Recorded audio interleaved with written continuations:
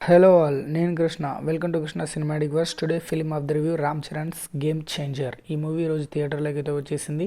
మరి ఈ movie review ఎలా ఉందో తెలుసుకుందాం. ముందుగా స్టోరీ వచ్చేసి ఒక పొలిటికల్ లీడర్ అండ్ ఒక ఐఏఎస్ ఆఫీసర్కి మధ్య వచ్చే ఈగో క్లాషే ఈ మూవీ అని చెప్పుకోవచ్చు.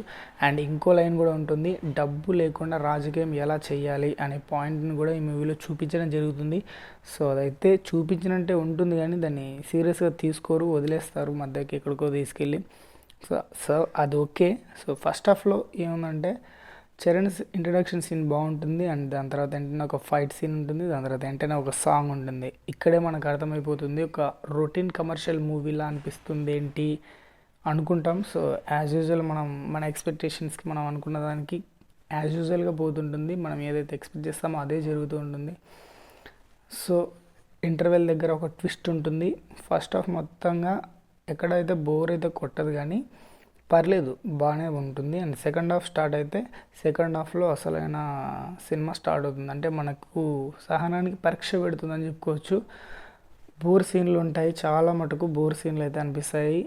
అంత ఇంట్రెస్టింగ్గా కూడా ఎంగేజింగ్గా స్క్రీన్ ప్లే అయితే ఉండదు, రొటీన్ స్క్రీన్ ప్లే. అండ్ ఇదివరకు మనకు శంకర్ మూవీలలో కనిపించేంత ఇంటెన్సిటీ అయితే ఈ మూవీలో అయితే కనిపించదు. కమ్బ్యాక్ అవుతారని చూసాం కానీ శంకర్ గారిని. సో ఆయన మళ్ళీ కమ్బ్యాక్ కాదు కదా, మళ్ళీ వెన్నుపోటు పొడిచాడని చెప్పుకోవచ్చు. రామ్ చరణ్ ఈ మూవీని యాక్సెప్ట్ చేయడం జరిగింది. చరణ్ కోసమే మూవీకి వెళ్ళడం జరిగింది. శంకర్ని దృష్టిలో పెట్టుకొని నేనైతే అస్సలు వెళ్ళలేదు. ఎక్స్పెక్టేషన్స్ కూడా మినిమల్గానే ఉన్నాయి నాకు ముందు నుంచే.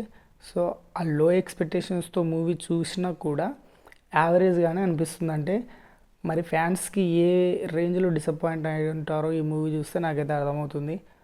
సో పండగకి పర్ఫెక్ట్ సినిమానా అని అడిగితే పర్ఫెక్ట్ సినిమా అయితే కాదు. ఎందుకంటే ఎక్కడెక్కడి నుంచో మన వాళ్ళందరూ వచ్చి అందరూ ఫ్యామిలీతో కలిసి ఎంజాయ్ చేయాలని మూవీకి అయితే వస్తారు.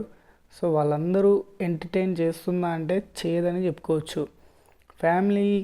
ఫ్యామిలీ కనెక్ట్ కావడానికి పెద్దగా మూవీలో ఏం లేవు అని చెప్పుకోవచ్చు. యూత్ మేజర్గా చూస్తారు, వన్ టైం వాచబుల్ అంతే, ఒకసారి చూసి రావచ్చు అంతే. అది కూడా బోర్ కొడుతుంది అనుకోండి, పర్లేదు. చరణ్ కోసం అయితే ఒకసారి అయితే కంపల్సరీ చూడొచ్చు. మూవీలో ఫ్లాష్ బ్యాక్ ఉంటుంది, ఆ ఫ్లాష్ బ్యాక్ మటుకు కొంచెం బాగా అనిపిస్తుంది. అంజలి పర్ఫార్మెన్స్ కానీ చరణ్ పర్ఫార్మెన్స్ కానీ ఆ ఫ్లాష్ బ్యాక్లో చాలా బాగుంటుంది. అండ్ ఇంకా ఏదైనా పాజిటివ్ ఉందా మూవీలో అంటే రామ్ చరణ్ యాక్టింగ్ కావచ్చు, ఆయన స్క్రీన్ ప్రెజెన్స్ కావచ్చు, ఆయన డ్యాన్సింగ్ కావచ్చు. మూవీలో సాంగ్స్ యొక్క విజువలైజేషన్స్ చాలా బాగుంటాయి. అండ్ డ్యాన్స్ పరంగా చూసుకున్నట్లయితే నేనైతే డిసప్పాయింట్ అయితే అవ్వడం జరిగింది. ఎందుకంటే చరణ్ లాంటి ఒక ఫ్లెక్సిబుల్ డ్యాన్సర్ని పెట్టుకొని ఆ డ్యాన్స్ మూమెంట్ ఏంటండి బాబు, అసలు ఏం డ్యాన్స్ అయ్యా అది. అసలు నాకైతే ఏం బుర్ర పాడైంది అది. అసలు ఎంత బాగా వేయించవచ్చు, ఒక మంచి డ్యాన్సర్ దొరికాడు.